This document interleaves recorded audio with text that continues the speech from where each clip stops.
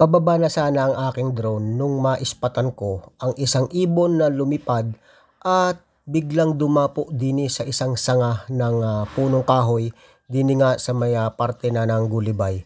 At aking nilapitan ngayon at sinubukan kong i-zoom ang aking drone upang hanapin kung nasaan banda yung ibon na nakita ko. Dahil sobrang laki ng ibon na ito, mga buddy. At yun nga, naispatan ko na ang ibon na yan na kung saan nagpapahinga sa isang sanga ng punong kahoy. Nakakatuwa naman, mga buddy, na ito palang ibon na ito noong aking hinanap sa internet. Ang tawag pala dito ay Philippine Hawk o yung lawin.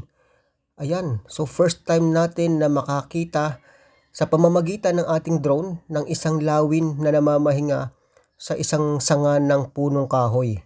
Napakagandang tanawin, mga buddy, dahil kahit na gaanong kalakas ng ibon na to ay talagang napagod siya at dyan siya na mahinga. Saktong-sakto naman, mga buddy, na nasa ere ang aking drone. Kaya ayan, natsyempuhan natin, mga buddy, itong napakaganda na Philippine Hawk.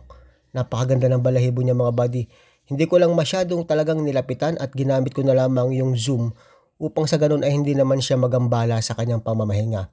Mabait naman at hindi naman inatake ang aking drone, kasi itong mga ganitong klaseng ibon talaga ang kapag nakakita ng drone ay kanilang sinusugod.